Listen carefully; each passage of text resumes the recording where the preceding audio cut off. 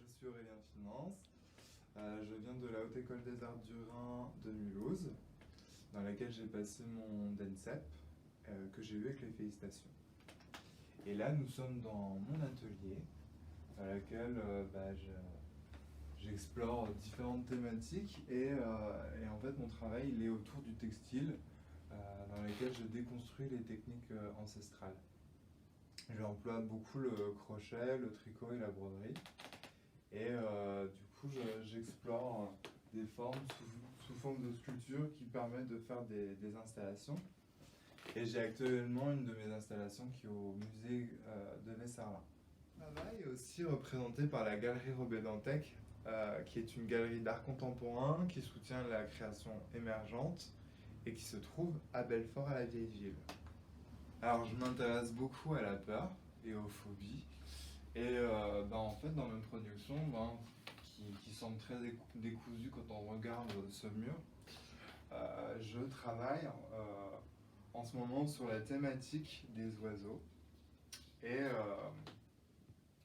et en fait, là, on est sur un œuf réalisé en plâtre que j'ai mixé avec de la résine pour chercher une matière beaucoup plus durable parce que le plâtre, il aspire l'humidité et la résine permet de le rendre beaucoup moins poreux. Voilà. Et en fait, l'oiseau m'intéresse de par son histoire qui attaque, qui fait un clin d'œil à Hitchcock, et je m'intéresse à la migration. Et la migration, en fait, d'un point de vue du folklore du Moyen-Âge, on a su que les oiseaux se transformaient en poissons et les poissons se transformaient en oiseaux. Donc il y a un regard complètement surréaliste dans lequel j'appuie mes recherches et je compose en détournant des canevas, en cherchant des scènes de canards dans des lacs ou alors des cygnes que je retourne parce que en fait, ce qui est intéressant dans le canevas, c'est le côté flouté à l'envers et ça permet d'aller dans la construction d'une image. Et par-dessus, je viens poser une sorte de patch que j'ai fait au préalable qui a la forme d'un poisson rouge, d'un poisson vache, et là ce sont des poissons éléphants. Et en fait, ça permet de faire un clin d'œil et un hommage au pavage de Escher, entre métamorphose du poisson et de l'oiseau. C'est un arbre qui avait une énorme protubérance. Et en faisant des recherches là-dessus, j'ai appris que ça s'appelait des loupes ou des broussons, qui est en fait la juxtaposition d'un gourmand. Et cette forme arrive par une découpe mal faite d'un bûcheron ou de quelqu'un qui a cassé une branche, etc. Et à partir de cette trouvaille, j'ai, de manière anthropomorphique, mis en scène ces arbres qui semblaient complètement délirants, dans lesquels je fais des clins d'œil à des peintures dans l'histoire de l'art.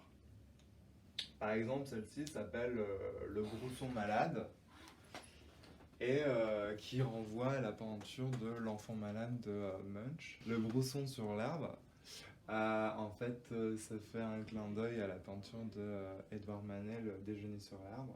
Et là, nous avons ce qui m'intéresse aussi dans l'histoire de l'art et puis dans l'histoire tout court de l'histoire, le baroque. Et là, je me suis inspiré de peinture de la bourgeoisie, c'est-à-dire quand on représentait Marie-Antoinette ou alors Louis XIV sur des chaises, sur des objets très baroques dans lesquels je mets en scène ces arbres. Et ce qu'il faut savoir aussi dans mon travail, c'est qu'il y a un rapport au temps. Déjà, d'une part, c'est parce que le fait d'utiliser des techniques de textile, c'est des techniques qui sont très longues, qui sont à la fois fatigantes, mais qui ont un réel rapport au temps. Et dans mes choix d'encadrement, je joue complètement là-dessus, ce qui permet de jouer avec le spectateur et de proposer des visuels et une installation dans laquelle l'encadrement n'est pas contemporain, mais il renvoie à une ancienneté qui est par exemple ce cadre des années 60, qui lui aussi est aussi des années 60, mais inspiré plus baroque, qui renvoie tout l'encadrement de l'histoire de l'art. Quand on va dans les musées, on retrouve ce genre de cadre. Et là, en vidéo, on le voit pas trop bien, mais ce cadre est le témoignage de notre société actuelle. C'est-à-dire que ce cadre chiné dans des brocantes ou chez des antiquaires, ce sont des matériaux nobles. Et là, on est sur une proposition plastique. Dans mon atelier, vous voyez que l'encadrement change en fonction de comment je l'utilise. Par exemple, dans cette production, je pense mais je m'emprisonne, la boîte sert à agglutiner le fil.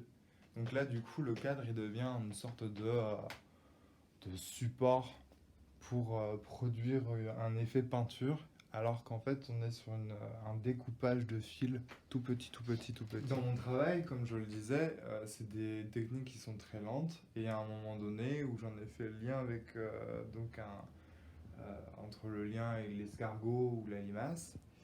Et la limace, je me suis plus intéressé à cet animal parce que, ou plutôt ce gastéropode, hein. Voilà. Parce que, en fait, j'aime énormément le rapport à la psychanalyse et le symbolisme.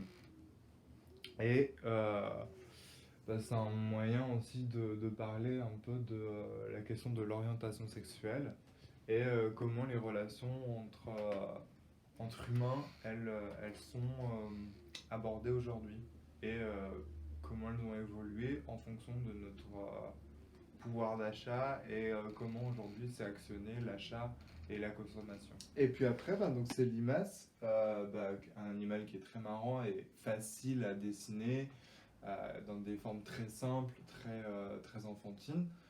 Il y a un moment donné où j'ai poussé l'animal à travers une installation dans laquelle j'ai été sollicité pour Graffiti Police. Et vous pouvez voir une installation de ce type-là au parking du Kinépolis à Mulhouse. De la peinture, je suis retourné à la broderie et ça me permet d'explorer donc la sculpture plate.